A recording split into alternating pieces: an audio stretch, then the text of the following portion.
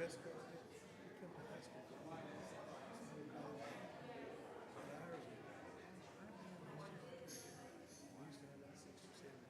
Up here, the bands are big in this campus.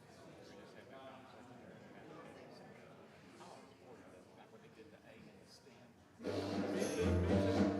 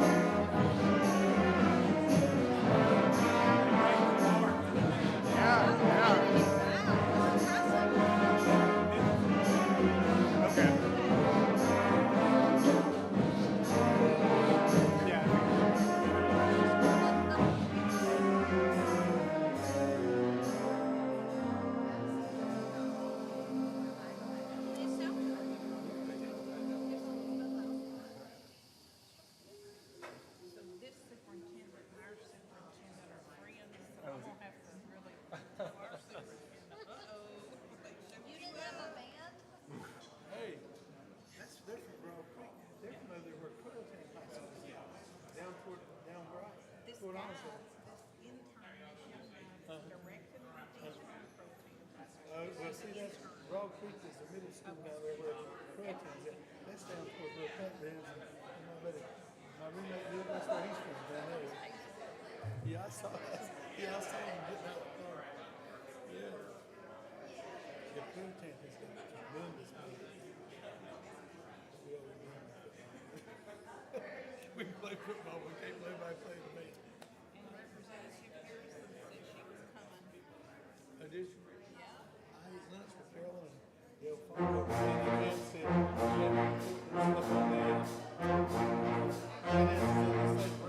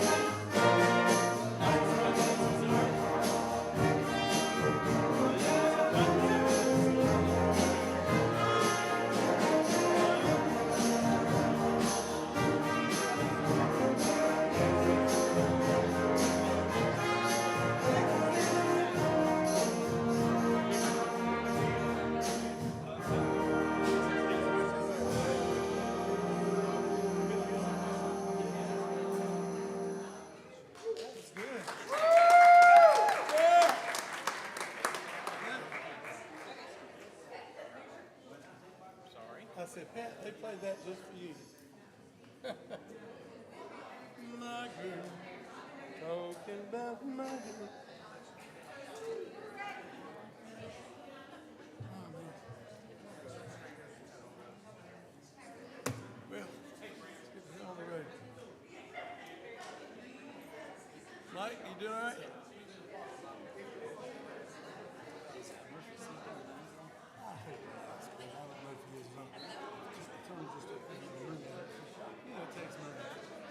He had what?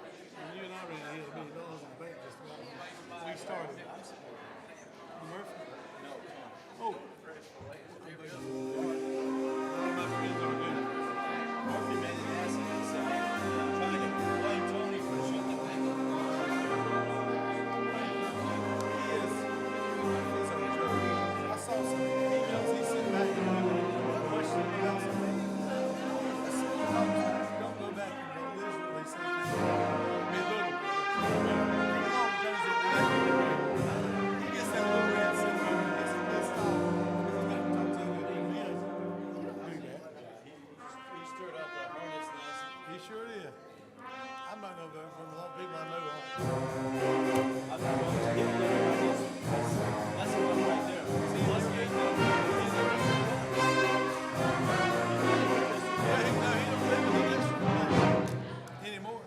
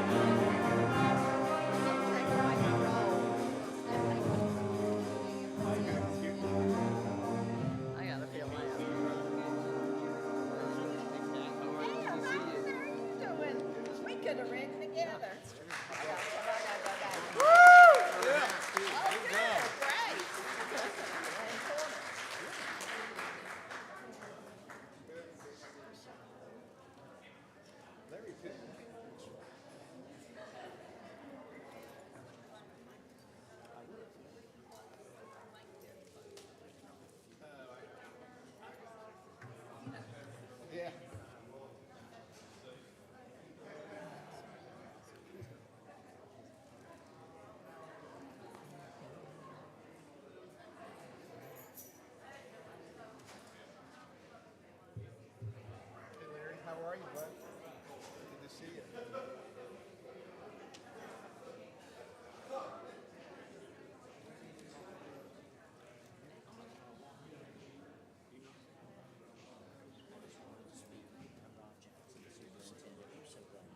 Oh, thanks for having us. Listen, we even had a brass band for Indians going to the set. Come on.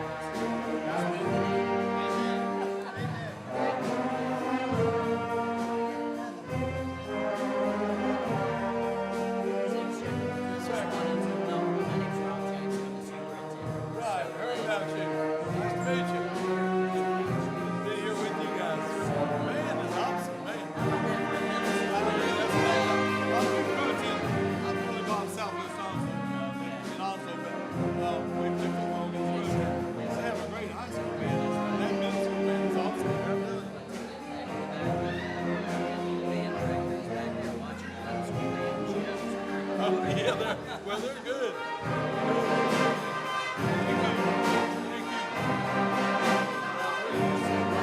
Thank you very much.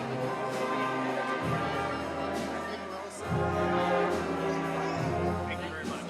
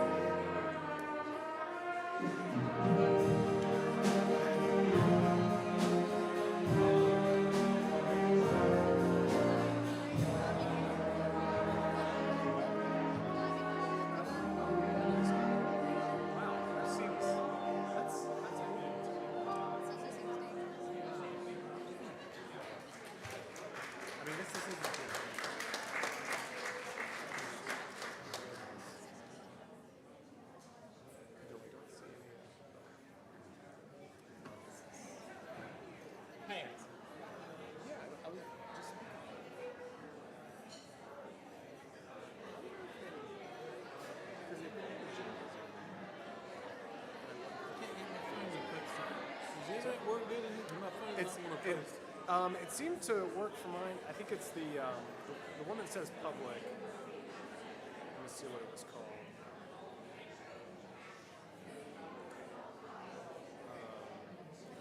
Let me see.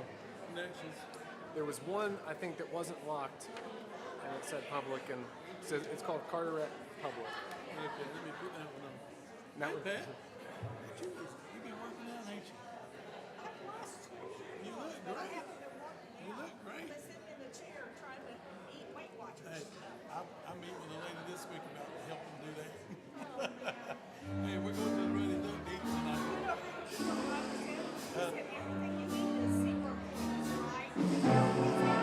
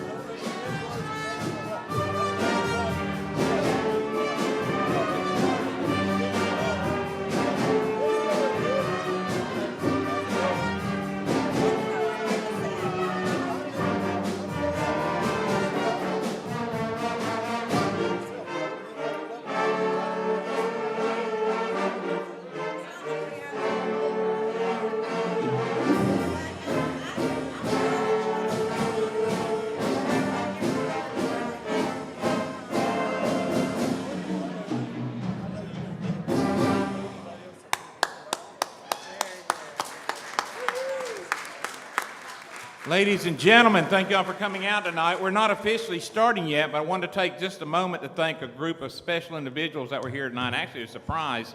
And as far as a statewide committee travel, they raised the bar really, really high for any future meetings. And that's the Broad Creek Middle School Jazz Band. Let's give them a big round of applause.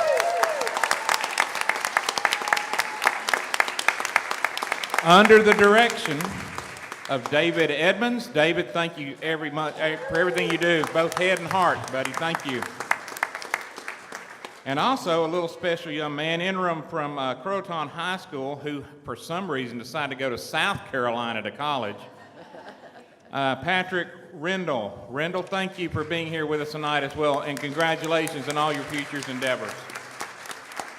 Now we're going to let them go ahead and wind out of here. Pack up. Guys, from the bottom of each and every one of our heart, thank you so very, very much for giving us some of your time and especially your talent. Quite a talent it is. Thank you for being with us this evening.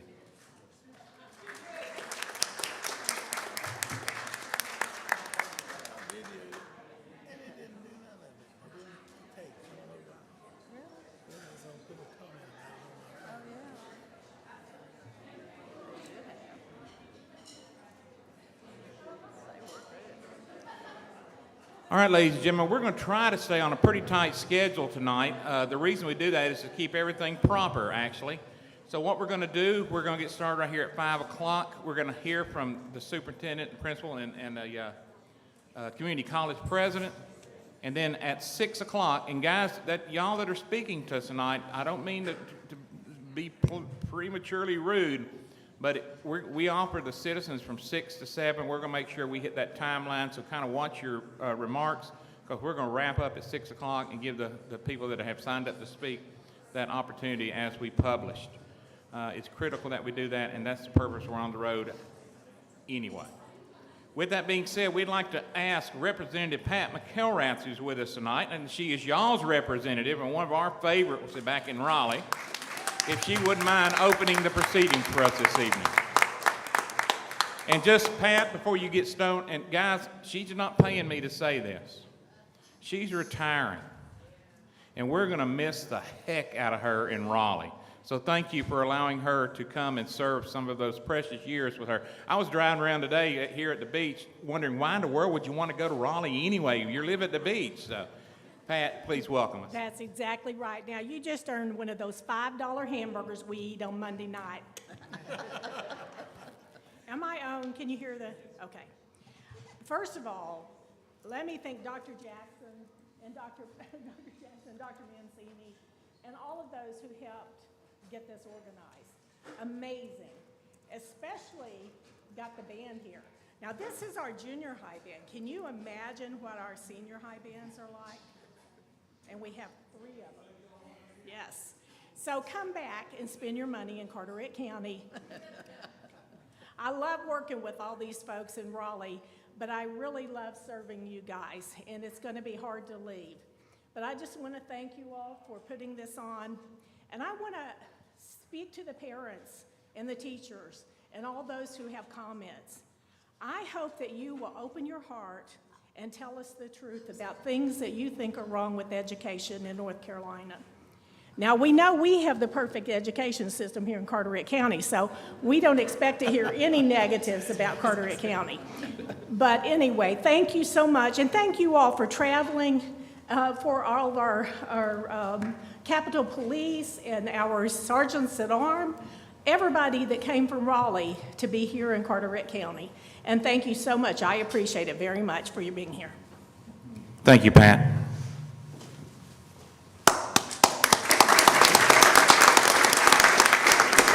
Okay, also before we get going full steam here, I'd like to thank Carteret County School System for providing this wonderful, wonderful facility, the band, and it's under the leadership of Superintendent Dr. Rob Jackson, who we'll be hearing from shortly. And also, Principal Ashley Melton. Ashley, thank you for opening up your school. It's quite the task. I'm sorry to have put you through it, but I hope people will talk fondly of us after we leave. So thank you so much, Ashley. Also, President Tracy Mancini, Carteret Community College, will speak to us here momentarily. We just heard from Pat. We have some other representatives that are here, but they are not on the committee, but they took their time to be here. Representative Larry Pittman from Cabarrus County. Representative Pricey Harrison, all the way from Guilford County. Pricey, where'd you go? Over at the table, okay. And we have former Representative Fred Steen that's with us this evening. Fred, thank you for being here. Fred's been to all of our meetings. And also, one of my favorites, unfortunately it's former Representative Michael Speciale. Hey, John. But a real thank you to Hazel, his wife, who was with Michael also in Raleigh. Thank you, Hazel. Senator from Nash County is here. Senator from Nash County. Okay, thank you. Okay, also, we all want to also share with y'all some guys that follow with us and help us in Raleigh and also help us on the road, and we couldn't do it without them. It's our house sergeant at arms. They kind of keep the train on the tracks, if you know what I mean, with us tonight, and they're back in the back, and one up here at the desk, Jonas Cherry, Thomas Terry, Stafford Young, and also our wonderfully professional legislative police force. We have two of our officers here tonight. Thank you guys for making the jaunt down here very, very much. I remember the days when we had committee meetings on the road that we didn't have police officers. I remember going into the legislative building before we had magnetic detectors and all the security, but unfortunately in the times that we are in, that's just the way it is. Also, we have with us tonight a former Senator, Rick Horner. Rick, I saw you hiding back there. Thank you for being with us tonight as well, for spending some time with us. All right, before we get started with the speakers real quick, I'm going to remind those that signed up online that you will be given first priority to speak after we get into the public comment period. And if there's any additional time, anybody that signed up to speak here this evening will be given that opportunity. Comments from each individual will last only 2 minutes. I believe we have a counter on the screen that you'll be able to watch, and we'll go over that briefly once again when we get into it. With that, let me grab my agenda here, and the first person to provide the comments for us tonight here is Principal Ashley Melton. Ashley, you have the podium, dear, and thank you for being with us.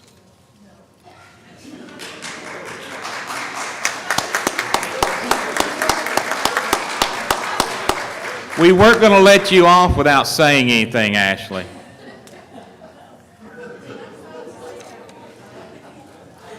Nothing to worry about. This is on YouTube. I was starting to wonder if I signed the wrong paper. Thank y'all, everybody, so much for being here. We welcome you to Moorhead City Primary and Carteret County Public Schools. We're so happy you're here, and we look forward to sharing the great things that we do with our school system tonight. Bless your heart. Thank you for having us, dear. And now the Carteret County Public School System, a brighter together. Dr. Rob Jackson, Superintendent of Carteret County Schools. Dr. Jackson, you have the podium, sir. Good evening, Representative Torbett, members of the committee. It is my delight, my honor to welcome you to the Crystal Coast, to the southern Outer Banks, to God's country. I'm sure as you crossed the water on a beautiful bridge, you saw the sunshine and the weather, the Carteret County weather we ordered just for you, and so we're so delighted to have you here.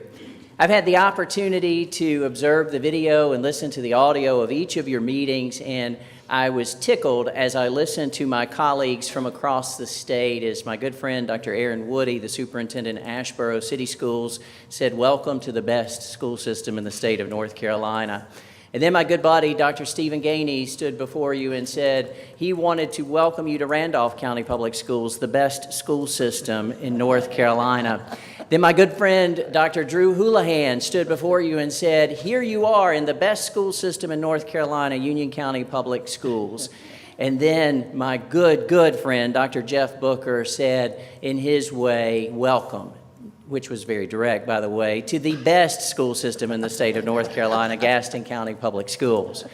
But here in this room, we know the old saying, and the old sayings are very wise and contain a lot of truth. That is, we save the best for last. And so at least among your scheduled meetings, I am certainly delighted to join my colleagues in welcoming you to the best school system in the state of North Carolina. And you know, that statement is true each time you've heard it, and you would hear it 115 times if you visited 115 school systems, because the truth is, every child in our great state is worthy of being served by the very best school system we can offer. And I know the teachers, the principals, the administrators, the superintendents across our state do their very best to offer the very best, because truly they serve the best of us, our children. And so it is my delight to welcome you here to Carteret County Public Schools. Our theme this year is Brighter Together.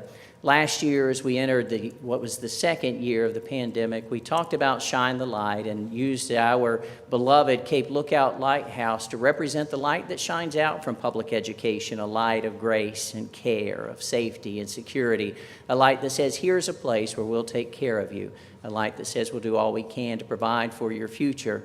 This year, we've really spent time talking about being brighter together because we recognize we could not do the incredible work we're able to do without our partners, without those who join us in the work, without community members, members of the business community, municipalities, elected leaders, state, local, and national, parents, teachers, administrators, teacher assistants, bus drivers, custodians, clerical help, all those who serve children. I'd like to very quickly recognize a few folks who are with us. First of all, I'd like to recognize the members of our Board of Education who are able to join us. Board members, if you would stand up, please.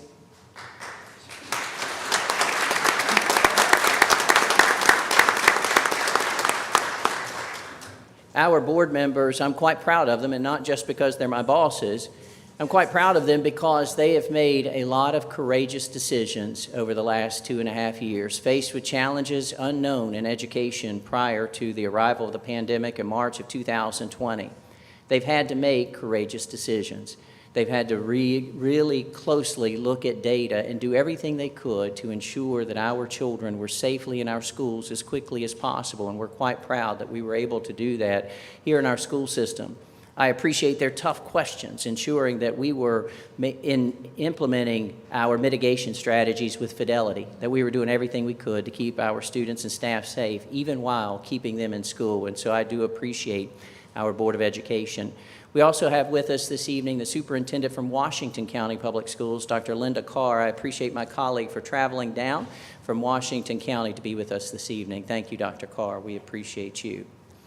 We look forward to some of our county commissioners stepping into the room in just a little bit, I hope. Our county commissioners are our great partners in this work. This year, our Board of Education nominated the Carteret County Board of County Commissioners for the School Boards Association North Carolina County Commissioners of the Year Award, and we were delighted and grateful when they were selected for that state award. They invest greatly in our school system, and we appreciate that partnership. As they invest those taxpayer resources into the school system, we do our very best to be excellent stewards of the taxpayers' resources, and we appreciate them. Representative Torbett, thank you for recognizing one of my heroes, someone who, over the 30 years of my career, I've had the opportunity to work with a lot of great state leaders and national leaders. We are served by one of the best I've ever encountered. Representative Pat McElrath quickly reaches out to ask questions. She calls, she answers the phone, she texts and texts back. She asks, how can I serve the children of Carteret County? How can I serve this school system? And we have been and are well served by Representative McElrath. Thank you so very much, Representative McElrath. We appreciate you greatly. Again, we know we're brighter together, and so I want to share with you a little of our success and how we've gotten to where we are now and some of our ideas. Dr. Mancini, my great partner, the president of the community college, will speak to you. We'll also have the president of our local hospital who's going to speak very briefly as well, and I'll introduce him in just a few moments. To give you just a little context, you are in Carteret County, the third largest county geographically in the state, which is a bit surprising because it looks kind of small on the state map. But as we say across our great state, from Murphy to Manteo, here in Carteret County, we talk about from Cedar Point to Cedar Island. It is a long way from here east to the town of Atlantic, where Atlantic Elementary School serves the children there, and it's a long way to the west to Cape Carteret, where White Oak Elementary School serves our children there. However, regardless of where our children come to school, it's important to us that they are served by the very best school they can be served by. We aspire to excellence throughout our system. Indeed, we want to be able to say that excellence permeates our school system. And if it does indeed permeate our school system, then you find excellence no matter what building you walk into.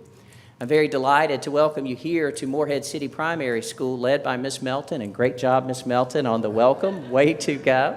And her assistant principal, Ms. Clemens, who both do a wonderful job here at the home of the Sandcastle, so an appropriate mascot at the beach, I think. And so here at Morehead City Primary School, they serve children from pre-kindergarten through third grade and do an amazing job. Thankfully, today, as we took over this multi-purpose room, the gym space, it was a beautiful day outside, so the children didn't mind playing outside today while we set up this space this evening, and we appreciate their work doing that. Our school system is known as one of the premier school systems across the state, and that's not just a superintendent being a bit braggadocio. That's a superintendent who feels good about any metric you pull up about school systems, academically, artistically, or athletically. You'll see Carteret County Public Schools in the top 5, the top 3, and often number 1. We're proud of that because we believe that that represents the partnership that we have with our parents and community members and all those I mentioned earlier who work so hard on behalf of our children. And so in our school system, wherever you are in the county, you find an excellent school. Last year was a tough year. It was the second year impacted by the pandemic. This is the third year impacted by the pandemic. Any state assessments from last year, 2020, 2021, should have an asterisk beside them because there was a pandemic and things were different, and we understand that. Yet still, in that moment with all of those challenges, our schools and our teachers and our students rose to that challenge, and we can proudly say that every single school in the Carteret County Public School System met or exceeded growth. I love growth as a metric of excellence in a school system because it doesn't matter where the child starts. It measures where they wind up. If we teach them for a year, we should see a year's progress. They met growth. If we do better than that, they've exceeded. If we don't do that, they didn't meet. But we're very proud to say that every school in our school system met or exceeded growth last year, even if there is an asterisk. Proficiency wasn't where it was or where it needs to be, and we're continuing to work on that. But we're very proud that given the circumstances, our schools rose, every single one. Looking at this graphic, this is our growth graphic for our schools. And what I see here as I look at this is continuous improvement, which is what we seek. And I know that's why this committee exists. You see, we do not shy away from change. Now, we don't want to throw the baby out with the bathwater. We don't want to get rid of what works so very well. In fact, we understand that when we talk about public education, we're standing on the shoulders of giants. I stand before you, the first college graduate in my family, because of Swannanoa School in Swannanoa, North Carolina, just outside of Asheville, where a teacher said, "Robbie, you can." And today on my Facebook page, she still says, "Robbie, I'm so very proud of you." Now, I've not been called Robbie since I was in her classroom in elementary school, but I would never tell her differently. But we do seek change when change is about improving what we're able to do for our children, because we look forward to every single one of our children achieving the moment we all work for. We work for one moment in our school system, pre-kindergarten through 12th grade. That moment that's all important and the ultimate measure of what we do in education. The moment where a child stands at the edge of a stage. Their chest swells out with pride as they hear their name and they begin to walk across that stage, advancing towards their high school principal, just about to shake hands and receive their high school diploma. Their parents cheering and taking pictures, pride absolutely in abundance. But that's not the moment. The moment is what comes next. Because you see, after they receive that diploma, after they shake hands with their high school principal, they take a step. And if we've done our job, pre-kindergarten through 12th grade, when they take that step, regardless of where that step is leading them to, whether that's to a trade school or community college, a university, into the military, or right into the workforce, if we've done our job, they take that step in that moment, well prepared for what comes next. And that's what we're working for. So when I look at a graphic like this, I see continuous improvement. I see that our school system continues to seek to be better. We're not where we want to be yet. All of our schools didn't exceed growth last year, and we have that as a goal, and we believe we will make that goal. But still we grow, and we thank this committee for continuing to look for ways that we can, as public education in the state of North Carolina, grow and get better, because our children are worthy of our very best effort. This year, we were excited to learn that every single school in our school system was recognized by U.S. News and World Report as a best of. They recently began ranking elementary and middle schools, and I'm proud to share with you that every elementary school, every middle school, and every high school in our school system that was eligible earned this best school from U.S. News and World Report, every single one. Again, looking for excellence permeating the school system in each of our schools. I'm also proud to share with you that every single school in our school system for the second consecutive year received the Purple Star Award from the North Carolina Department of Public Instruction. The Purple Star Award recognizes the extraordinary efforts of schools and teachers and principals and administrators in caring for the children of military-connected families.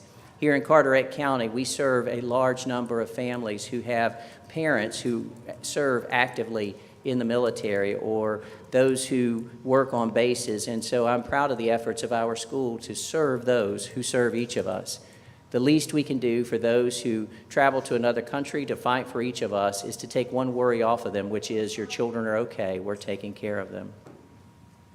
In our school system, all of our schools continue to strive to be the very best, to do all they can to grow and improve because every single one matters. And I know that's why this committee is pulled together to make sure that we're serving every child. As a North Carolinian, I'm proud to be a resident, a lifelong resident, a native of a state, one of only 3 in our country, that has in its state constitution the guarantee of a sound basic education for every child in this great state. And so I thank you for the work you're doing. I thank you for going into our school systems, and I want to give you an excuse to come to the beach this summer. Later, I'll be sharing some of our summer opportunities, and if you would like to visit our schools, we would love to have you. But as we continue forward, I want to share with you very briefly where we believe some of our success comes from. I want to share with you the power of partnerships, the power of career and technical education, the power of fine arts, the power of our summer opportunities, and the power of pre-kindergarten.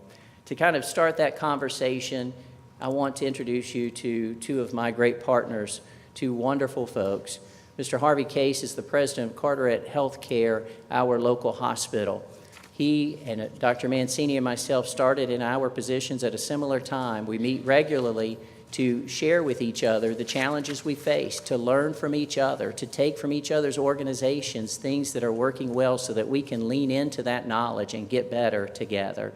And so please allow me to introduce to you Mr. Harvey Case, the president of our local hospital. Mr. Case. Well, very good. My name is Harvey Case, and I'm the president of Carteret Healthcare, and it's great to see people without masks on. I just want to say that. We spent the last 2 years, I came to a hospital. People told me I brought COVID to Carteret County. I tried to tell them I didn't, but so I met people through masks for 2 years, so it's been great. But anyway, I just want to thank you guys for coming tonight because, when I spend the evening focused on kids, I can't think of anything better to do than to be here, so appreciate that. I want to also thank my partners, Dr. Jackson, Dr. Mancini. As they said, we've all been here about 2 years and developed a great relationship, great partnership, and so I do appreciate that. Just briefly on workforce development, so I'm really here to talk about workforce and some of the partnerships that we have related to that. So healthcare is not immune to workforce challenges. In fact, I think we're on the front lines. If you look at the challenges we've had with nursing over the last 6 months, the last year, and the outlook is not that great, we have a lot of challenges ahead. So I'm going to talk about a few things that we're doing together to hopefully make a difference in our community. So the first program is called SPARC, and SPARC is S-P-A-R-C. It stands for Student Programs Are Remarkable at Carteret Health. And I didn't come up with that name, my chief nursing officer did, but it was kind of catchy, so I said, sounds good to me. But anyway, the part of SPARC that's relatable is we offer student internships. So remember, we started this in 2021, so it started slow, but we were able to get 4 high school interns in February. 4 is better than none, so our goal is to really introduce our students, our community to healthcare careers. And so 4 was a start. Another part of STARC is working with middle schools as well as high schools and looking at job shadowing as well as summer camps. Last year we had 40 students enrolled. again, during a pandemic. This year, we already have 80, so really pleased with that. So guys, the reason we're doing that, again, is to introduce folks to healthcare careers, because unless you or your family had some connection to hospitals or doctors or nurses, or you may not have known that. I was raised on a farm. My granddad raised corn, soybeans, and tobacco, and we didn't spend a lot of time at the hospital, thankfully. So I kind of ended up in healthcare by chance, but we need to educate our youth on what great avenues there are to get education and that. And so while people think of hospitals as doctors and nurses and physical therapists and pharmacists and rad techs, there's also people that work in physical services, payroll, accounts payable. We have security, we have dietary, environmental services, nutritionists, engineers, we have painters, we have security, and the list goes on and on. And so we want our own youth here to know that they have opportunities to make good choices about whether they want to stay here and find a job in our community or elsewhere. But I think that's a part of our goal, is to really to educate our youth on opportunities they have here at Carteret Healthcare. And then the next one is junior volunteer program. So last year we had, again, it was a year cut short by the pandemic. We had 15 people in the summer junior volunteer program. This year we're hoping to have up to 50. Again, it's just another way for people to see what healthcare is about. Sometimes it's these students' first chance to step foot in a hospital or in a clinic setting. So again, we think that's a great thing for our youth. And then lastly is our scholarship program. So this was really mirrored after the Teaching Fellows program, and we decided that we could do some of the same things here. So we have a lot of students out there that perhaps could not go to college without help. So we just, back in 2018, we started a scholarship program where we would look at jobs that were needed in the hospital, and if there was a supply and demand issue, we would offer scholarships there. It started off slowly. In 2018, we gave out 2. Last year, we gave out 12, and this year, people are begging for them. So looks like we're going to have probably near 25. So that's fantastic. But again, through our partnership, through the school system, and then with Dr. Mancini at the community college, and I'll tell you, the community college is what a great value for the dollar. So we love to encourage our kids to go there if they choose. But again, I think these programs are ways that we work together for the betterment of our youth. Any questions? All right. Thank you.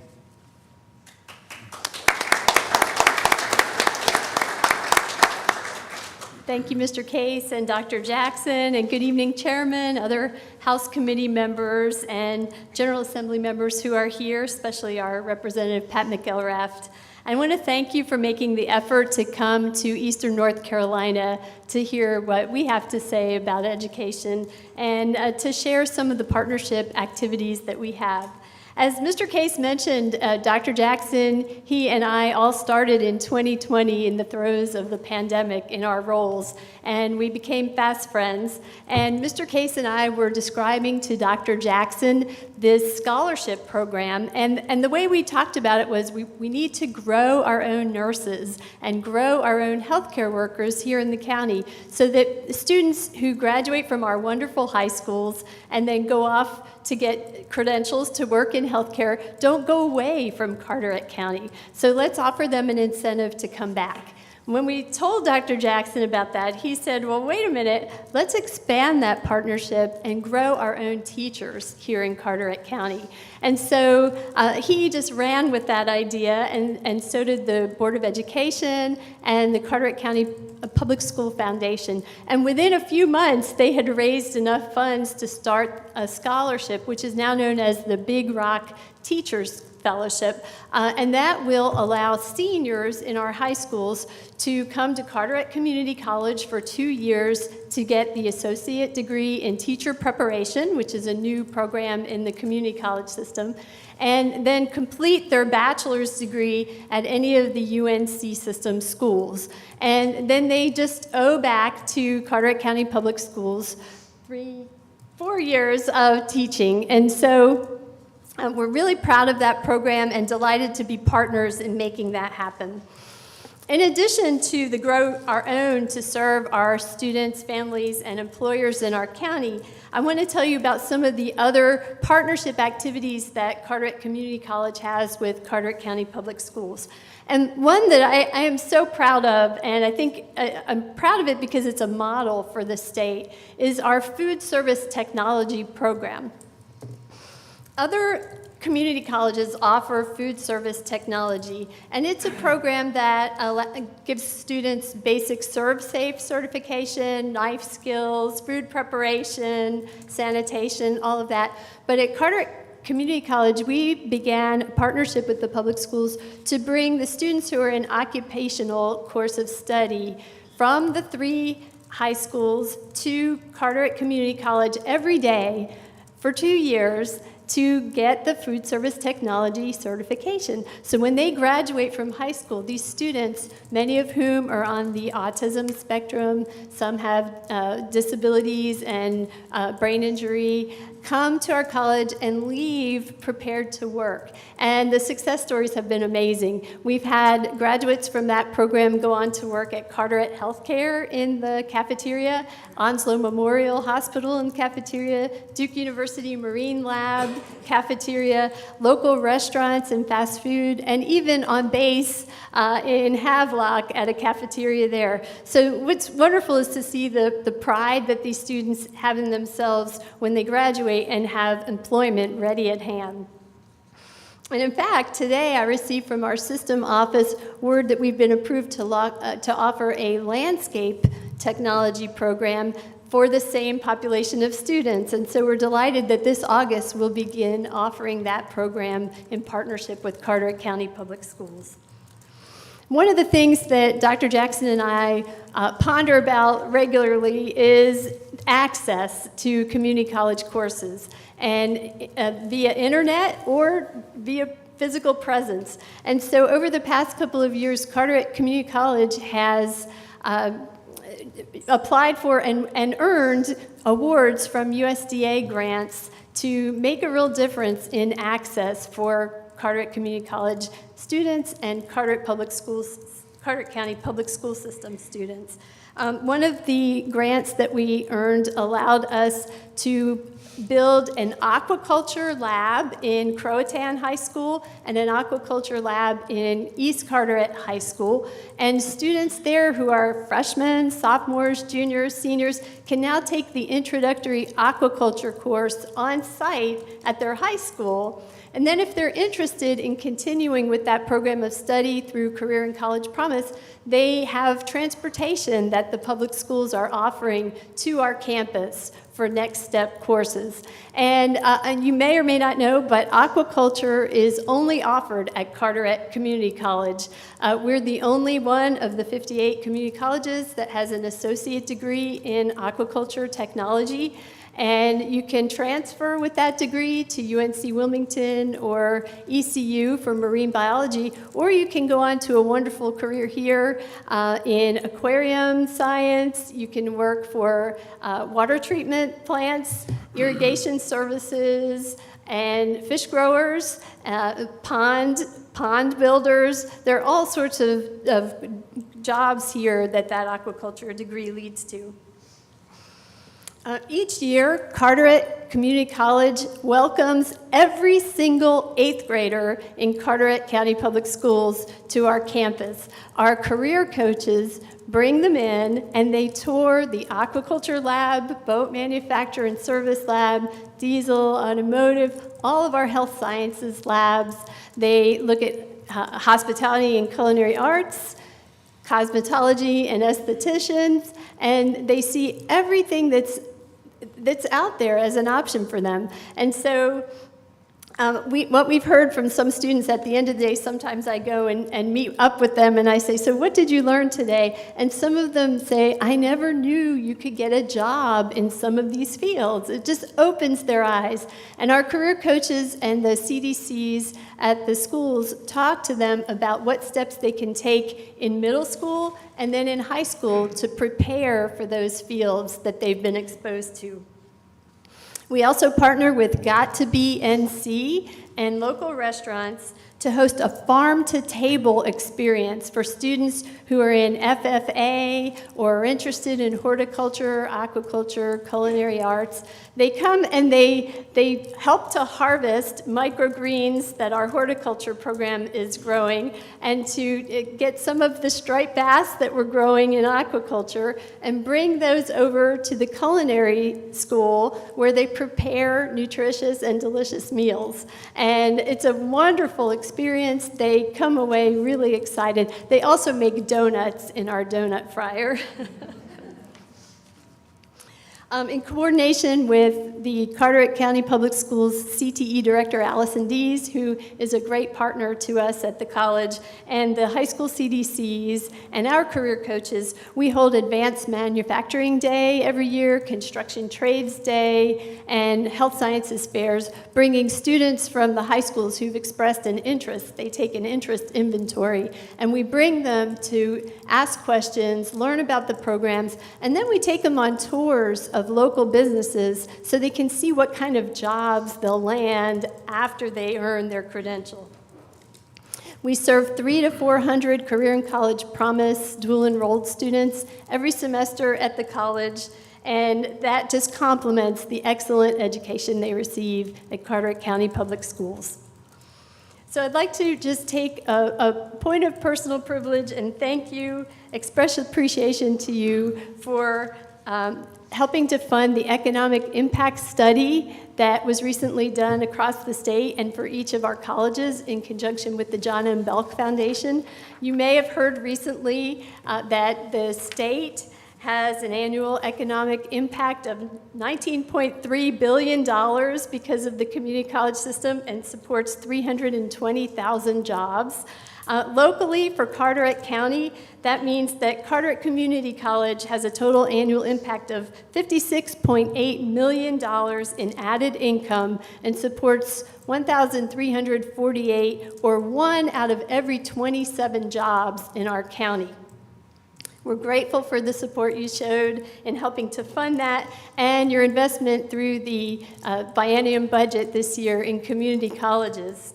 We appreciate all that you do for us, and I'd just like to say that we are working together to move closer to the My Future NC goal of having 2 million North Carolinians with high-quality credentials that can sustain a living for them by the year 2030. And student by student, we are getting there together. Thank you.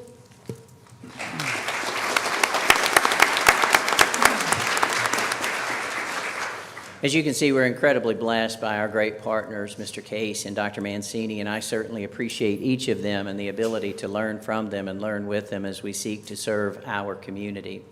Very briefly, I'd like to share some of the secrets to our success, some things you've heard in other school systems and certainly heard from across our state, but things that we hold as very dear and a big part of how we've been so successful in our school system. One of those is our career and technical education programs. You've heard Dr. Mancini share with you the opportunity to matriculate through the school system and into the community college to receive that certification if they don't receive that certification or credential through the school system itself. That's incredibly important to us. On the screen, you actually see middle school students. Each of our middle schools have a career exploration lab. I love being in these labs as our middle schoolers have the opportunity on dummies to pretend to draw blood and to work in healthcare, the opportunity to work in film production. I was in a classroom one day and they were changing doorknobs on doors and working in construction industry. And so that opportunity for adolescents to explore, to use their hands and say, what if, wow, this may be something I'm interested in. Because when we say every single one, that's a heavy lift. That's a big, big goal. Sometimes we say all students. All, that word is a big little word, and sometimes we lose students when we say all students. So here we say every single one, and every single one matters. And you heard Dr. Mancini talking about the programs we have for groups of students who may have challenges, but can certainly overcome those challenges and be able to become productive citizens in our community. And so those programs and the opportunity to allow our middle schoolers to explore, to be on campus at our community college, to walk into the aquaculture lab and say, wow, that's cool. To be able to see the welders and what's going on there becomes extremely important, even as they see the opportunity to earn those college credits for those who may be headed off to a four-year university after graduating. We're also very appreciative of the ability to create local courses. This is something I think is very important for school systems to be able to be flexible, to determine what is the need in the business community and in the community in terms of the jobs and the services available. And so on the screen, you actually see our boat building class at Down East Middle School. In Carteret County, we have a rich history that we're very proud of, a culture of boat building and of commercial fishing. And so at our middle school, our children have the opportunity to actually build these beautiful boats. As I watched them doing the geometry that it takes to begin the work before they ever pull the first piece of wood, I was blown away to see them be able to work with craftsmen and artisans to pick up this skill. And then they have the opportunity, if they decide this is something I would like to do, through our high school, again through a local course. Next year we're starting a brand new course called Boat Building on a Tradition, which is actually in partnership with some of the great boat builders located right here in Carteret County, some high-dollar boat builders, by the way. Our students have the opportunity in middle school and then in high school to actually begin to learn the trade, to work as apprentices in these businesses, to have that hands-on learning. And then if they so desire, you may have seen in one of the pictures from the community college, the boat building course at Carteret Community College. So again, you continue to hear, I hope, partnerships and pathways and opportunities for every single student. And we're very grateful for the partnerships represented through these businesses, these great businesses that invest so heavily in our school system. We also are very appreciative of internship opportunities and the opportunity to continue to grow internships and understanding the value of internships. This year, this current semester, we have 78 students who are working as interns. We look forward to growing apprenticeships in our school system. And as the committee begins to look at things like Carnegie units, the way we measure progress in high school, thinking about how apprenticeships might be used where a student can demonstrate their learning actually working on the job as an apprentice, the kind of old-fashioned trade school mentality where I go through an apprenticeship to earn credit that way and be able to earn a living wage when I graduate from high school. We certainly appreciate those businesses and industries, from orthodontists to municipalities, that welcome in our students as interns and apprentices. We also want to share with you some of our summer programs. This is actually our middle school summer program called CASH, which stands for Culinary, Agriculture, Construction, and Health Science Experience. Our middle schoolers get to come to a high school during the summer and work with our high school CTE teachers.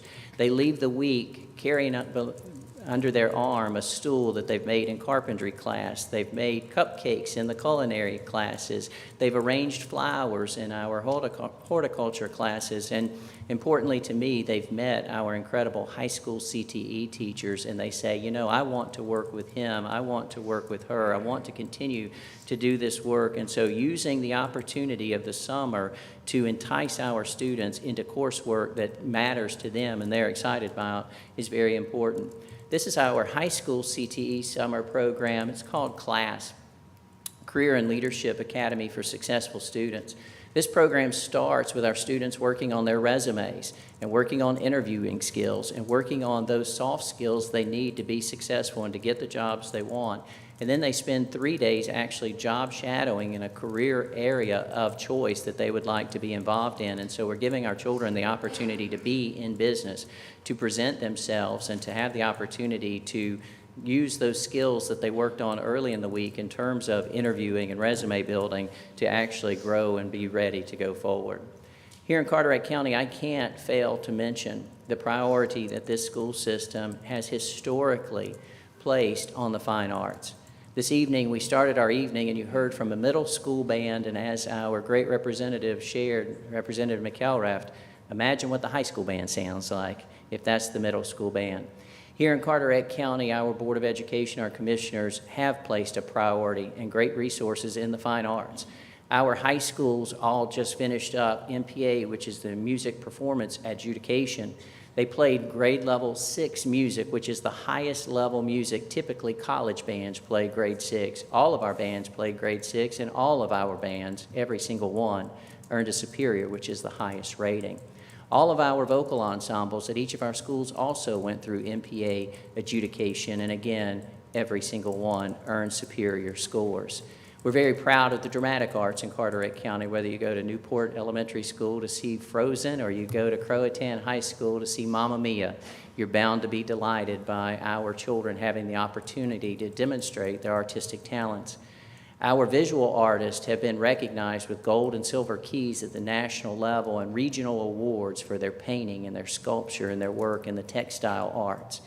As we all together envision the future of an excellent public school system, I would submit, and our school system would submit, that the fine arts need to have a place at that table, because we recognize not only is it a career opportunity for some students, but it's an opportunity to continue to grow their ability as people, and we certainly appreciate how that translates into their academic success. In terms of our summer opportunities, very quickly, I mentioned the CTE camps. I'd like to mention our middle school AIG, Academically Intellectually Gifted Camp, that we're starting for our middle schoolers to allow them to continue to move forward, particularly with enrichment. Camp Rebound is our opportunity to not just remediate, but to give to our children the opportunity to grow their skills, particularly in the basics, to make sure that they are well prepared for the following year. Read to Achieve Camp, I know you're very familiar with that, but I would share that here in Carteret County, we're so blessed by our commissioners and our Board of Education to also pair local money into that so that we're able to offer smaller class size. We know the smaller the class size, the more one-on-one opportunity our teachers and wonderful staff members can have with our children during the summer, because our goal, like yours, is that every child reads well above proficiency at the end of 3rd grade.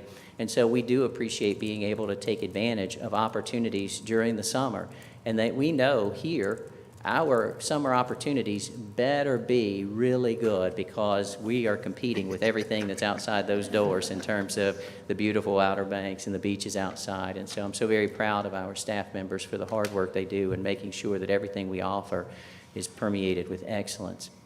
Finally, I'd like to share with you the power of pre-kindergarten. I know that I'm probably preaching to the choir, but I'll share with you that as I shared earlier, I grew up in Swannanoa, North Carolina, a beautiful textile town. When I went to school, when I was ready for kindergarten, I couldn't go to kindergarten at the public schools, because at that time, public schools did not offer kindergarten. Instead, Mom took me to Beverly Hills Baptist Church and enrolled me in kindergarten there. And then later, I was able to enroll in 1st grade. In my personal and professional career, we've come to see kindergarten as a part of public schools. In fact, today we couldn't imagine, our younger staff members probably can't imagine a world where kindergarten wasn't a part of public schools, because we recognize the power of kindergarten. We recognize the importance.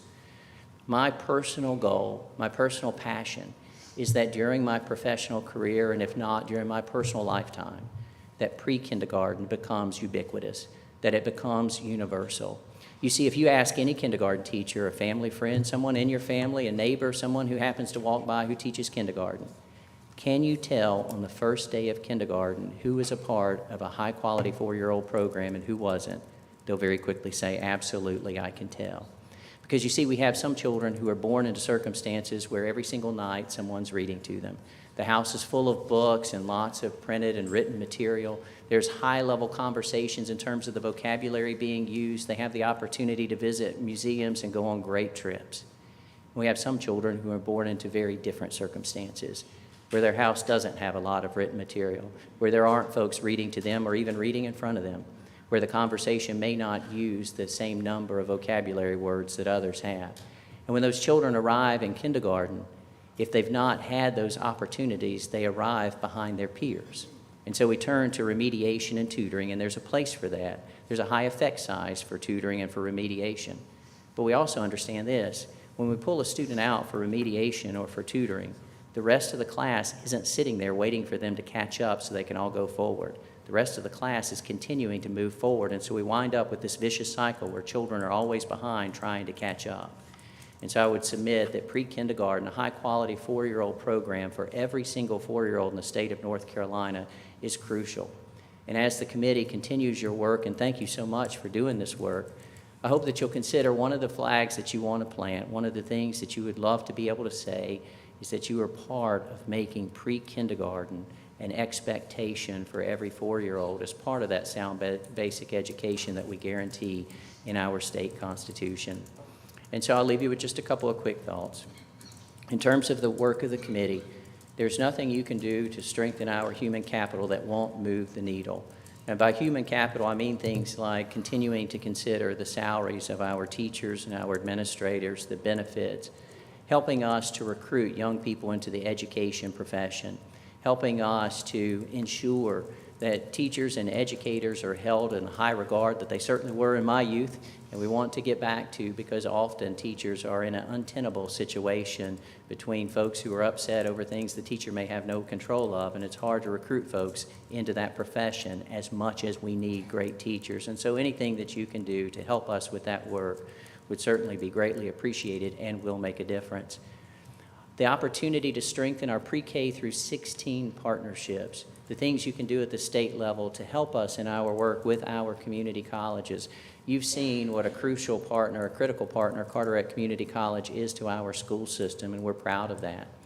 That partnership certainly has the opportunity to continue to grow. One small example the state can help us with is things like data systems that communicate with each other, so that we can take the data that we have through Power School, and if a student transfers to community college, we can automatically send that data to the community college or on to one of the University of North Carolina university campuses. Today, pre-kindergarten is under the auspices of DHHS. K-12 is under the auspices of DPI, and what that means is they have two different data systems. So I've sat at the elbow of an incredible clerical assistant who had to take the attendance data on a daily basis from our pre-K classrooms across our school system and type the same information into the pre-K data system to capture that same information, because it's two different data systems. And so the opportunity as our state leaders to say, hey guys, this should be a pretty simple lift. Let's get one data system pre-K through 16. That will make a difference, and those are the opportunities that anything you can do to help us strengthen those partnerships, I believe will help us create that more excellent public school system. I think I've done a good job, I hope, of arguing for universal access to pre-K. Again, what a delight and honor to have you here in Carteret County Public Schools. I do believe the best school system in the state of North Carolina. It has been our delight. Mr. Chair, I certainly would turn it back over to you for any questions the committee may have. Thank you, Dr. Jackson. I would warn you, though, it sounds like you're using a tremendous amount of logic and common sense in a governmental matter. I applaud y'all's collaborating also. That seems to be the wave that we need to ride into the future, is a good collaboration between not only the community colleges, K-12, but also the local economy through its job capabilities, and I think that's going to move mountains. We don't know how small of a spark can set such a huge fire until we see it in children, and providing those, you use, I think, exploration, I think is a great term, to give them the ability to explore that. We just don't know, but one of those, a little spark's going to click, and then that child's going to grow from that. We appreciate that very much. That's very nice to each and every one of you. Thank you very much. Now, before we go, we're going to ask questions, and I negated to do this at the beginning simply because I kind of watched time. But we're going to start here with Representative Zinger. Rep. Zinger, let everybody know who you are, where you're from, and if you have any questions, you can ask them. If not, we'll move on down the line. Sure. Thank you. I'm Representative Jeff Zinger. I'm from Winston-Salem, Forsyth County. That's where my district is. And so we are glad to be here. It's been really exciting to hear what you guys have done. It's a terrific presentation, and kudos to all that you're doing. I don't have any questions at this time, but I may have a statement at the conclusion. Copy that.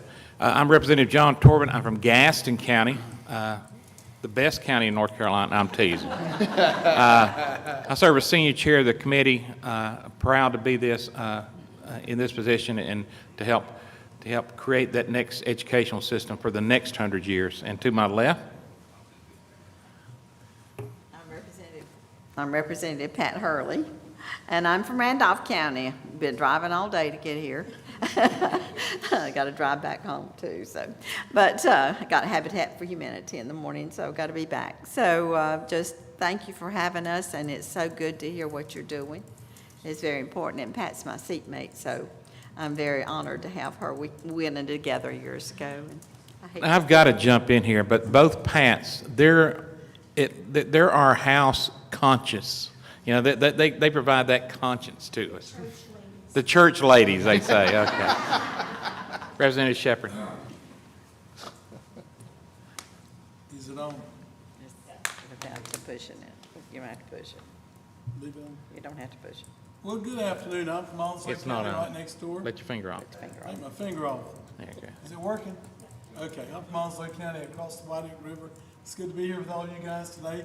I spend a lot of time in Carteret County, and I come here to a lot of high school football games because a lot of schools in Onslow play over here, and you have the most remarkable band program, even the marching bands. When I come to the high school football games, I mean, they're awesome. West Carteret, East Carteret, Croatown, all of them are great.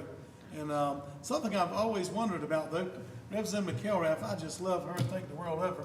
And she's not my seatmate, but we spend a lot of time talking and eating together. But something I don't understand how she gets reelected in Carteret County, because she doesn't like seafood. And I said, you're from down east and you don't like seafood. Hey, I'll let the cat out the bag, but anyway. Thank you guys for having us.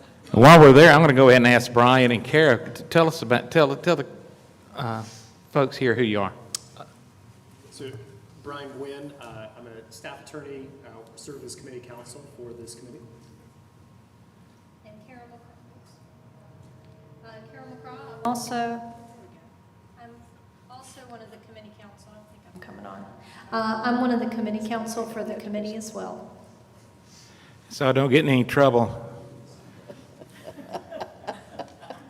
You like to tell us who you are and what you do? Lydia Torbett, committee clerk. Also, my bride of 40 years who serves as my legislative assistant. I couldn't do the job without her. Bless her heart each and every day for putting up with me. With that, we have a little bit of time left. We have about 7 minutes. Does anybody have any questions to any of the presenters? Very thorough. We appreciate it very deeply. So what we're going to do right now is we're going to take just a brief pause. If anyone needs to get up and stretch their legs. But we will begin citizen comment promptly at 6 o'clock. We have 7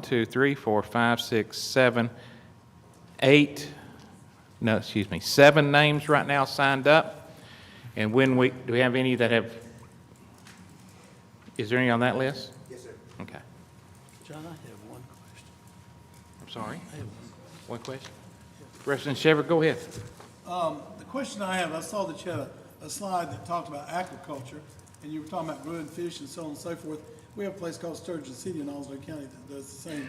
But are you also doing that with oyster production? Because I know Pat and I have talked to some people. At one time, North Carolina led the coast, eastern U.S. with oyster production. Now Virginia's moved ahead.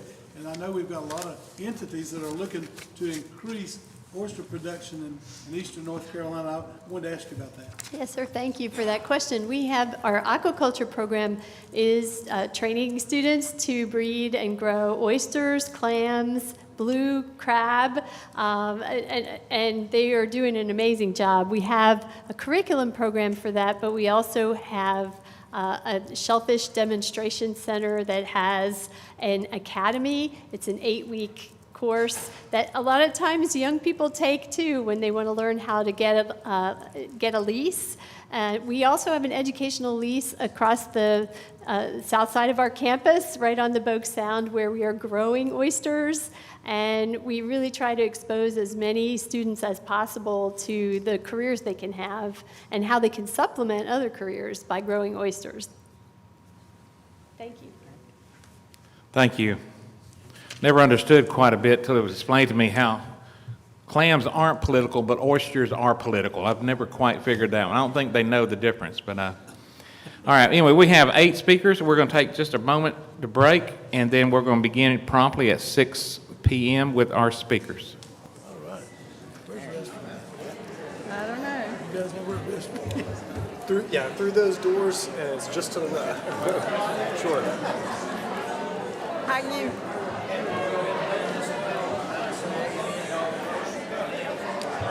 Yeah, so it's almost like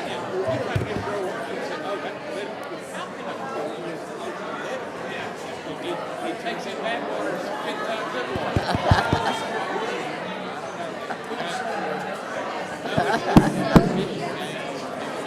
It's a lot better now than it used to be.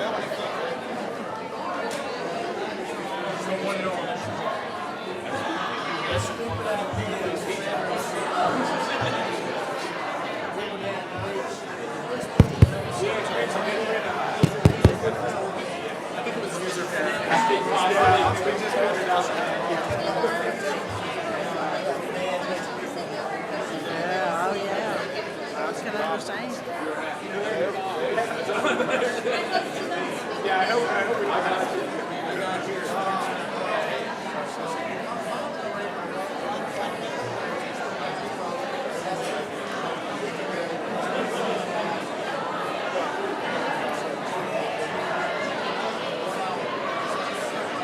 Absolutely.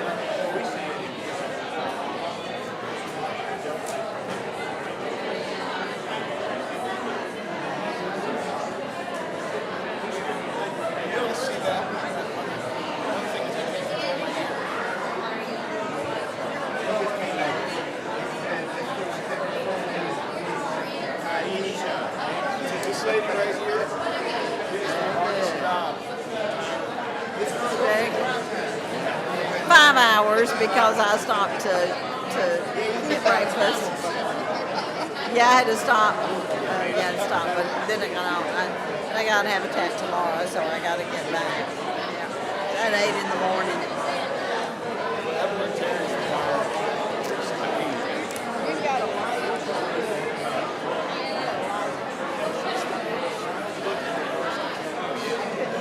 I thought that might be your phone, and I was worried about it. So now it's good. It's not bad.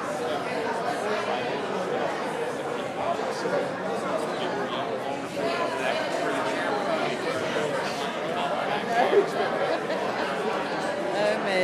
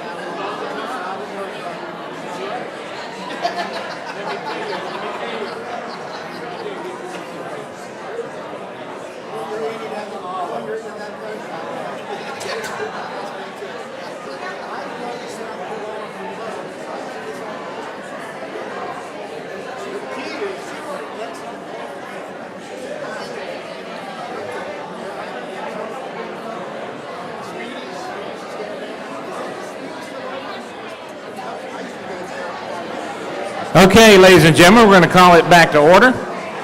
If I can get you to take your seats once again. And while you're taking your seats, if I could ask the following people to come up by the microphone, and we'll go ahead and get some of y'all lined up. Our first speaker is going to be Levi Baldwin. Levi, if you're in the building, could you please come up to the podium where the microphone is? And I'll go ahead and apologize to begin with if I botch your name, but the second speaker is Stephanie Krasich. So Stephanie, if I messed your last name up really, really bad, if you could come on up to the microphone.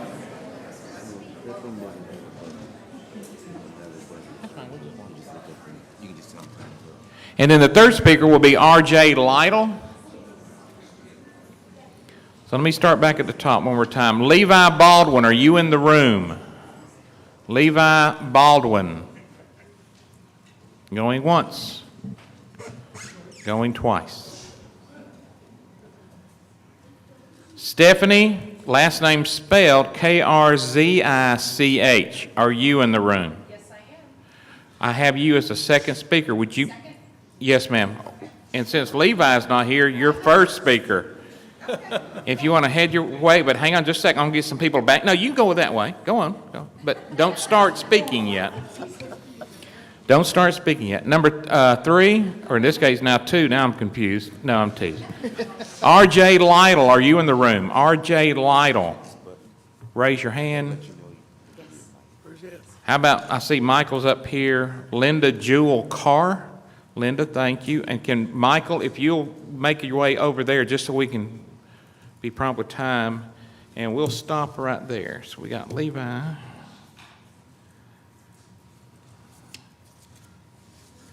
Stephanie.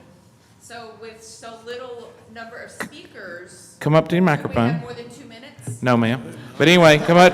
That was a good try. The 2 minutes is put in for any overflow and also just kind of manage time. But anyway, tell me how you pronounce your last name. My name is Stephanie Kursich. And I did press on. Okay, we're on now. All right, now here's the rule. Let me tell you. A rule. Okay, we're going to go with 2 minutes. I think you can see that right there. Yes. And then when you get down to 0, that's it. That's the time. And we're going to do everybody as fair as we possibly can. I would stress, please remain on topic, which is an education system for tomorrow. That's kind of what we're here for today. And with that, thank you for being here, and thank you for smiling and giving us some of your time. Stephanie, you have the microphone. Thank you for the opportunity. So, of education, Reverend Martin Luther King Jr. said, intelligence plus character. That's the true goal of education. And I stand with this ideal.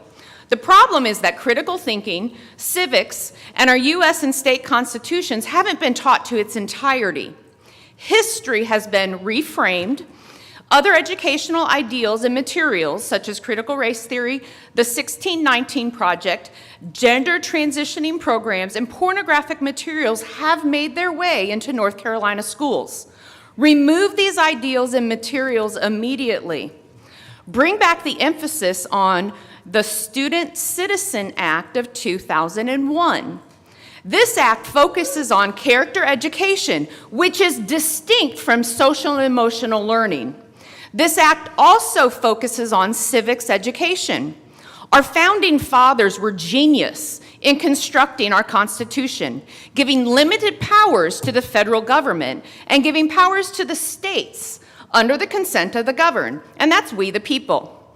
Intelligent people, strong in character and knowledgeable in the constitutions would have stopped the egregious overreach that we see in government of current times. Now, we can teach this to our children, and we ought to. We can teach it to the youth, the current generation, and our next generation.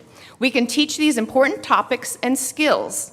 This book, Character Education, which was based on that act, was given to me by an excellent former principal of our county. Dust it off and focus on it. Intelligence plus character, Intelligence being reading, writing, comprehension, and critical thinking. Master these, and anyone can learn anything that they seek. Wall Builders has an excellent content on the Constitution. Each local school system needs trade and technical studies, as well as university prep, personal and small business finance. And our teachers are valuable. They know what works and what doesn't work well in education. Stephanie, how much more you got? Rely on them and pay them their worth. Retain excellent teachers and reduce the salary gap between teachers and the administrators. Thank you for your time. Thank you very much. Thank you for taking your time to share with us.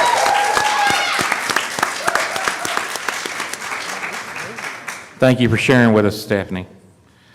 You're not RJ, so RJ wasn't here.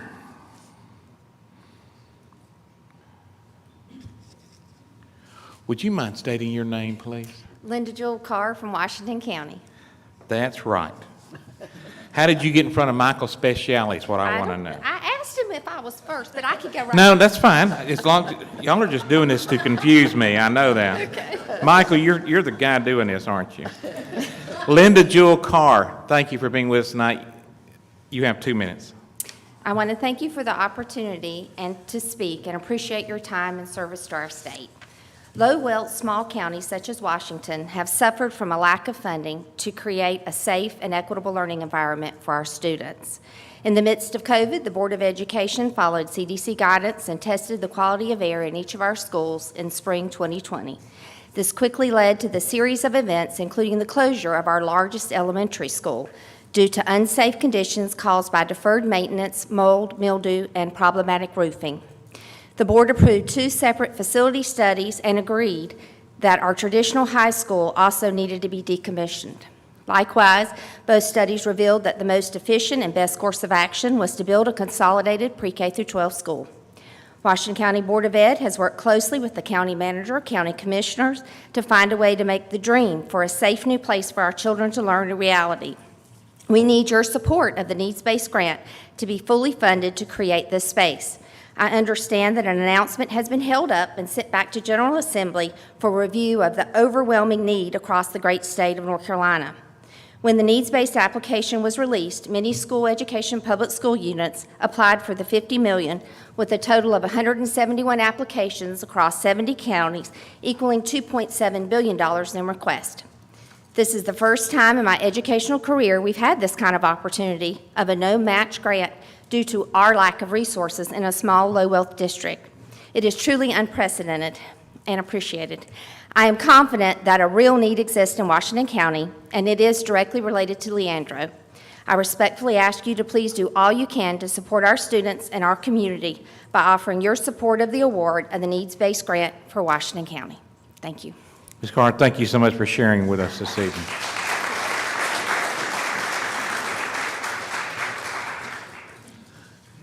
Excuse me, are you Michael Speciale?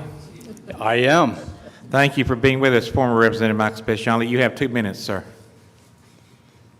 The state constitution gives the General Assembly the power to tell the State Board of Education what they're going to do with regard to the school systems. Okay, everything they do is subject to what you guys tell them. So you have the power. I sat here and I listened to the things that they're doing here in Carteret County, and I'm glad some of that stuff is working here, but it's not working around the rest of the state. We have issues all around the state. I'm a product of the Chicago Public Schools 60 years ago. Okay, I started school when the school systems, when most kids didn't go past 8th grade. So by the time you went through 8th grade, you knew how to read, you knew how to write, you knew how to do a letter, you knew how to critical think, you knew how to do all the things that a lot of today's high school graduates still do not know. So my suggestion for the future of North Carolina schools is that we start doing away with those things that do not focus on what the school system should be doing. Sex education in grade school doesn't need to be there. What does need to be there is reading and phonics and science and math and American history, so they understand where they came from. Not the garbage with the race where everybody's worrying about what race they are and everything else. In this country, we used to think about those things that made us the same, that made us similar, that we had in common. We need to get back to that because we're all Americans, we're all North Carolinians, and North Carolina is the greatest state in this country as far as I'm concerned. That's why I live here instead of in Chicago. And I think that if the General Assembly does their job and starts looking at what's going on in the school system and start saying, okay, this is it, we're done, we're not going to do this anymore, and start focusing on the academics of our kids, the kids here are going to be able to leave out of here and be able to get jobs and not be wrestling trying to figure out what to do the rest of their lives and living off of government. Mr. Speciale, thank you for spending some time with us this evening. Before we move on, just to back up and make sure, Mr. Lytle, did you come into the room? R.J. Lytle, are you in the room? Okay. So now we'll move down to number, what was officially 6. Natasha Simons, are you in the room? Would you mind heading over to the microphone? And also get Leela Fay Rich to be heading towards the microphone. Okay, you're fine right there. And then we'll have Kelly Muse and Taisha Thiel. So now Natasha, thank you for spending some time with us this evening. You have the microphone. Thank you, sir. So my name is Natasha Simons. I have had 4 children in our Carteret County schools, and 2 have graduated, 2 are still here. The things that we're seeing with the CRT, we don't want that. Nobody wants that. The gender and the sex education, like the previous person mentioned, we don't want that either. Parents can teach that at home. We don't need them to come home and ask us questions that we're not ready for them to ask. And then what Dr. Jackson was talking about with the vocational opportunities, when I went to school in New York, upstate New York, and when you were a junior and a senior, you had the opportunity to take half a day and go learn a trade. I did cosmetology, somebody else did, they went to be a chef. We need more of that, not whatever is going on right now. And then the last thing I wanted to touch on is the mental health aspect from the last 2 years that our kids have had to deal with. We definitely need more resources for that. And the last thing is just that we appreciate our teachers and our administration and everything that they try to do for our kids. And thank you for your time. Thank you for sharing your time and thoughts with us this evening. And guys, just so you know, we are logging all of your comments, and if you are out there and would like to get comments to the committee, you can either email one of the committee members or go online and get us something that way, or post online, I believe. Can you not do that as well? You can put your comments online at the committee site. If you don't know how to get there, just pretty much Google or Siri NCGA, North Carolina General Assembly, and then go to the committees and you can find us. We're the basically the name of our committee is the House Select Committee on an Education System for North Carolina's Future. The next speaker I have is Leela Fay Rich. Leela, welcome. Thank you for sharing with us this evening, and you have the microphone. Thank you. My apologies for not being prepared. Yesterday at our church, the bishop came and all our young people were accepted in the church, and I was really busy, and I read the paper at 12 today, and I read the article, so I'm glad we have a local paper, which I found out you're here. But I'm here primarily because I have a background in education, but it was my husband and I retired from Elon University. He grew up here, and we returned here. So I have a deep thing. I'm wondering how many of you all have backgrounds in education? I'm just curious. I don't know, because you can look up and see, I don't know if your background is in what you do, but you may come from education. I think one of you has a preschool, but I wasn't able to find out other information because I just read the paper today.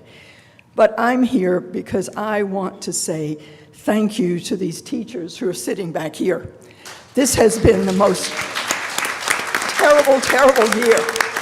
At 11 o'clock today, I went to West Carteret to pick up a young Hispanic student, not young, she's now going to graduate from high school because she was out at 11 and she had some other things to do and had to come back. So I picked her up and we talked about school, and I know what a difference it's made to her. I think I was trained at Wake Forest University and Duke University. And I actually, before I went to university, I actually taught in public schools.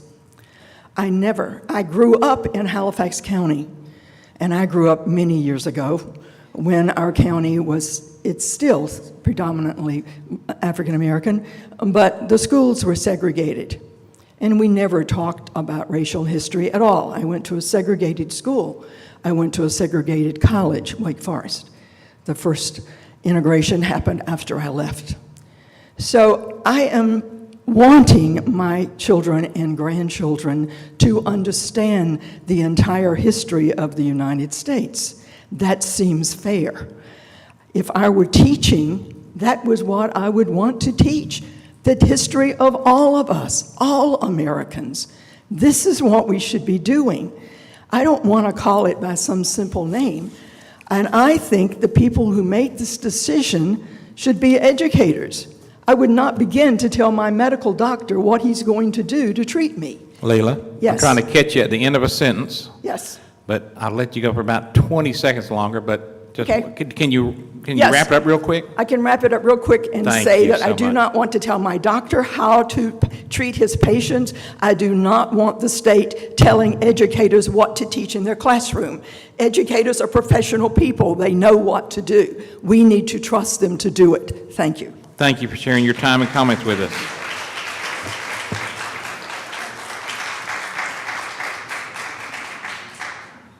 Our next speaker, and just Leela, just to let you know also, one of the main things we are looking on is compensation adjustments for teachers. We understand the professional capacity they're supposed to be at.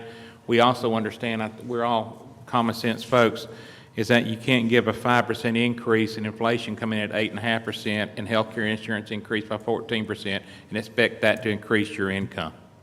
The math just doesn't work. We thoroughly understand that, and thank you for doing what you do each and every day. And right now, Kelly Muse, you have 2 minutes. Good evening, everybody. So I'm here threefold. I'm here as a educator, I'm here as a board member from a neighboring county, and I'm here as a mom, okay? Teachers have the most ungrateful job on the planet, and we're not making it real desirable for people to come into this field. So we kind of need to take a look at that. We need to make people want to become teachers and educators, okay? They do it because they have a heart for it. And Carteret County does have a lot of great things going on, and I'm a CTE girl, and I believe in it, and I live it, and I love it. However, not all of our districts, Mr. Shepherd's in particular, feel that way about CTE. I have in my hand on my phone Onslow County's last CTE audit, which was poor at best. SPC, Special Pop students, which would be the EC students that take CTE, they were out of compliance. Payroll for staff was out of compliance. Purchasing with state and federal money were out of compliance. They bought, with federal dollars, trophies, signs, plaques, name tags, and shirts were purchased with CTE money, which is not an allowable expense. Any item which becomes personal property may not be purchased with CTE money. They're not just CTE money is required to supply CTE classes, not supplant. I personally invited someone from our finance office to attend the Perkins 5 training when we went from Perkins 4 to Perkins 5. No one in our finance office was interested in attending that training. They had no desire to understand CTE budgets. The explanation in Onslow County is we've always done it this way. Well, it's clear the way you've done it ain't right. So I have a problem with that. I know the CTE director here in Carteret County, Allison Dees, and she's wonderful. And Allison does a great job with these kids. CTE provides a lot of benefits for students. One, it's going to save parents a lot of money if they take some CTE classes and they decide, hey, this just isn't for me.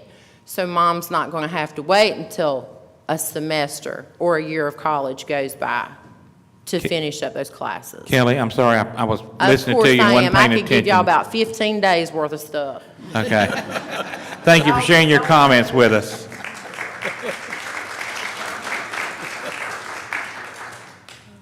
The next speaker is Taisha Thiel. Taisha, are you with us this evening? There you are.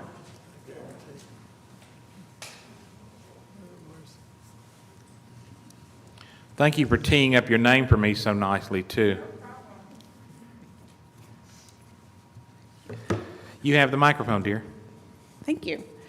So I did not have anything planned or prepared for today, but I decided when I was sitting back there that there was a subject that I wanted to address that wasn't necessarily touched on with the beautiful presentation that Dr. Mancini and Dr. Oh gosh, I forgot his name. Jackson, thank you, my goodness, did.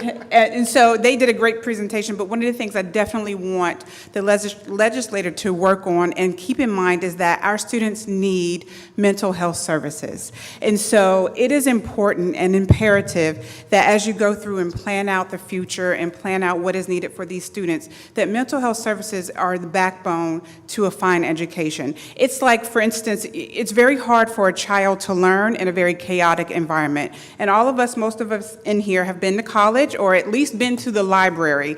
And nobody has picked up their books and ran to the library because it was a chaotic moment. We go where it's calm, where it's settled, where we can clear and have a clear environment, calm environment, and think.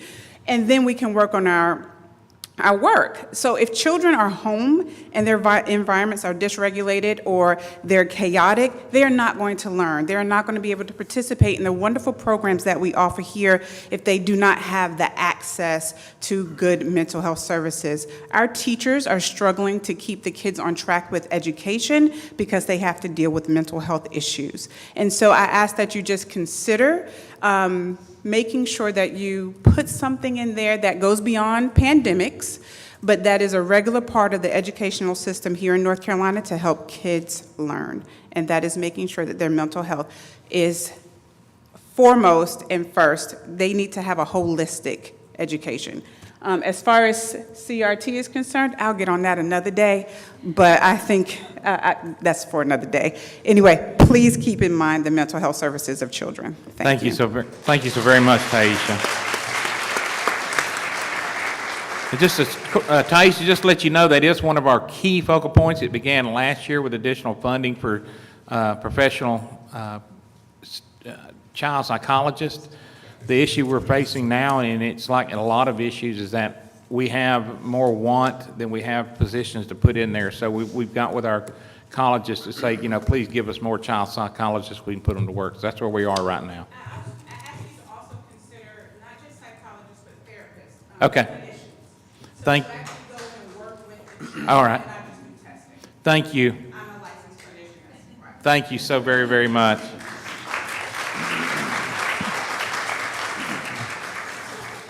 Okay, that's all the names that are on my list. Is there anyone here that... We have one more.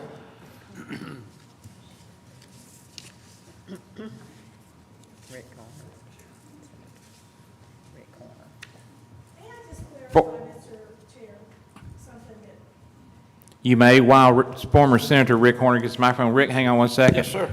I'd just like to say, I do like seeing it. I'm just allergic to shellfish,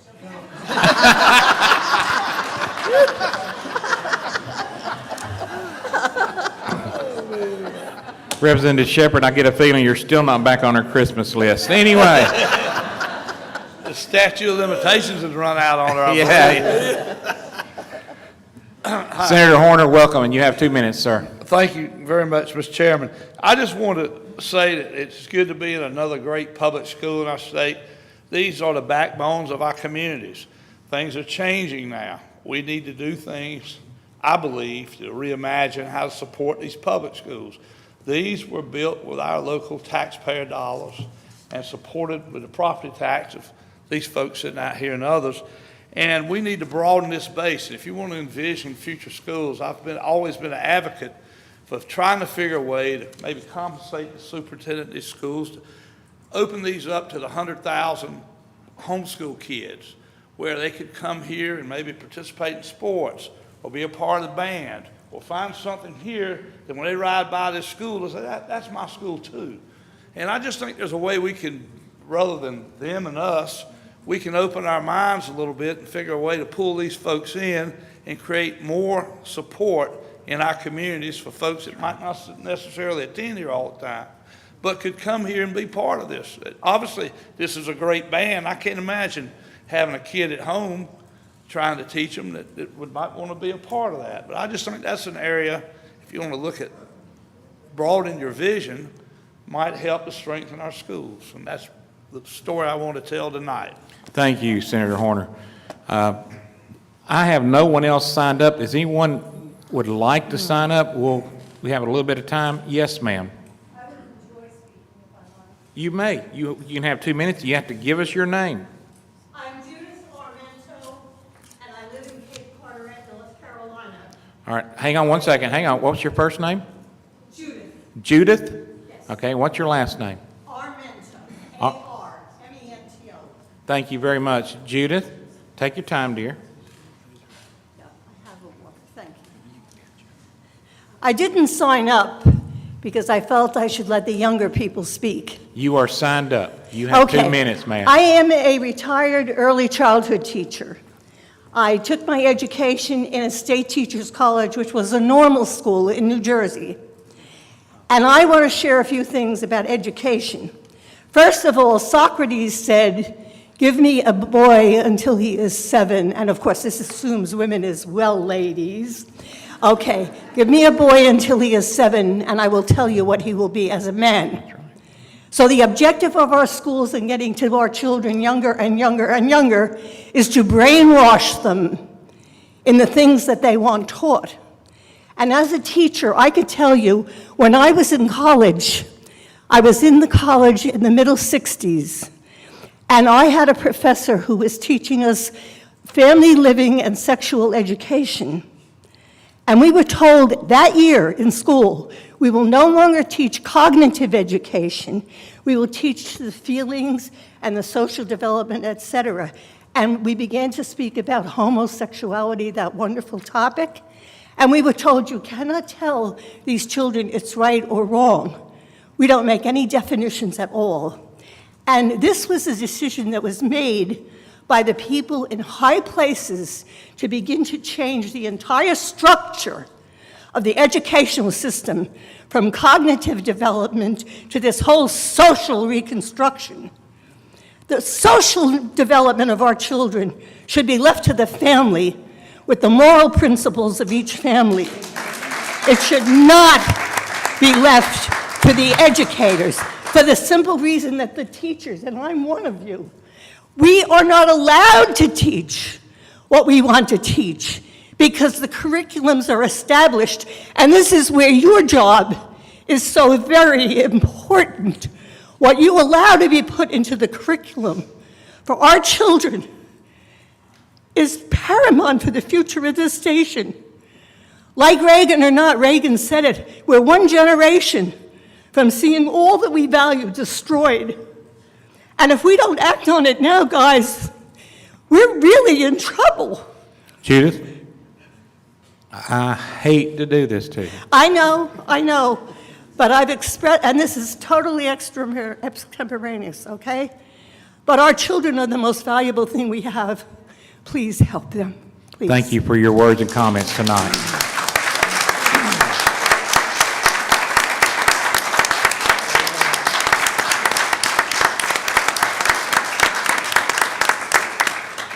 Now, is there anyone else left that would like to have 2 minutes? If not, ladies and gentlemen of Carteret, it's been a pleasure to have the committee here with you. We are continuing the process. The process is probably about a year away from having any kind of finality to it. We are looking at such things as teacher compensation, focusing more on a curriculum, kicking some things offline, in other words, out of the classroom to online tutorials that don't need to have the teacher necessarily in the classroom with kids, focusing on the time structure, focusing on the end of grade testing, i.e. doing away with that, have it more of a ongoing cumulative type score for kids. Those are some of the things we're talking about. Strengthening discipline in the classrooms we're talking about to give teachers the aid and assistance they need and the principals the aid and assistance they need. We're also actually looking at reinventing, I guess, the structure of schools, perhaps where you may have a teacher that what we think of today as a principal managing the operations of the school as well as the overall teachers. You may have a teacher that oversees the rest of the teachers. So the teacher would be the overall hierarchy of that school and just have someone as an operations manager managing the day-to-day, cutting the grass and lights and stuff. So we're looking at the total structure to focus on each and every child in the classroom so that each and every child in that classroom comes out with the best possible education they can, taught by a very professional teacher in that classroom that's paid commiserate with their education and their professionalism. That's the hope, what we come out with. We are beginning the task by here going around the state, listening to each and every one of y'all that choose to spend some time to come out and tell us. Thank you so very, very much. Is there any final remarks from any member of the committee? Somebody said it was going to have... Representative McElrath, dinner's on me tonight. I'll buy you a pork chop. Okay? Representative Zinger. Yeah. Thank you, Mr. Chairman. So we've been going across the state This is the fourth meeting we've had here, and I want to, first of all, I want to thank you guys for having us here. I have to say, I've never had a brass band play for me when I walked into a room, and so that'll not be easily forgotten. Thank you for that. But also, I want you all to be encouraged. You know, if there was a silver lining in the whole COVID mess, it is that parents are paying attention to education like they never have before. Never have. And so all through the state, as we've traveled around, we've heard people, and what I think is really a paradigm shift that's reflective of parents now being engaged. You know, 10 years ago, if you had talked, parents would say, well, you know, the school system needs to prepare my kids so he can get into a good school. Now what they're saying is, the school system needs to prepare my child to be successful. And, you know, you're seeing this stuff that's happening with the community college and these partnerships, and all of that stuff is coming out of that. We've got record numbers of folks running for school board across the state. We've got parents filling up rooms like this everywhere. People are engaged. And so this is a 100-year-old education system. Well, life is a little different now than it was 100 years ago. And so it's really encouraging for me to see so many people engaged, and I want you guys to understand that that's happening everywhere, and I really think we're going to have some terrific fruit that's going to come out of this committee, but really at the school level, at the local level with these school boards, because everybody is fired up. So be encouraged, stay engaged. Thank you for coming out. Any member of the committee? Representative Hurley. Thank you, Mr. Chair. We should not have to do laws today on some things.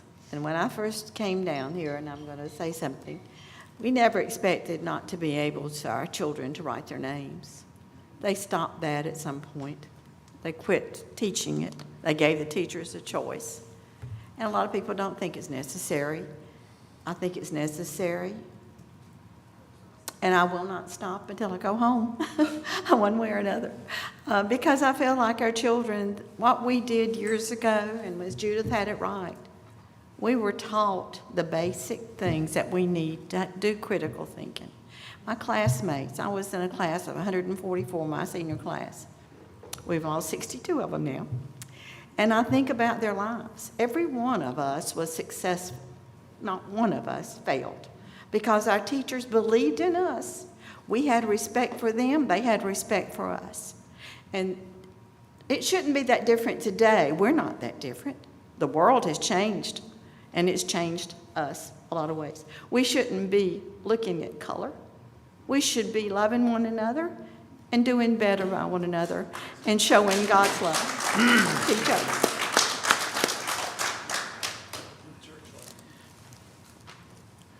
From the bottom of each and every one of our hearts, thank you very, very, very much for coming out and sharing your time with us.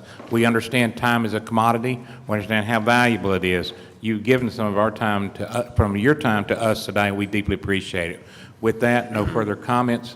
Committee stands adjourned. Oh, good meeting, good meeting. I do have, if you want to stay with us.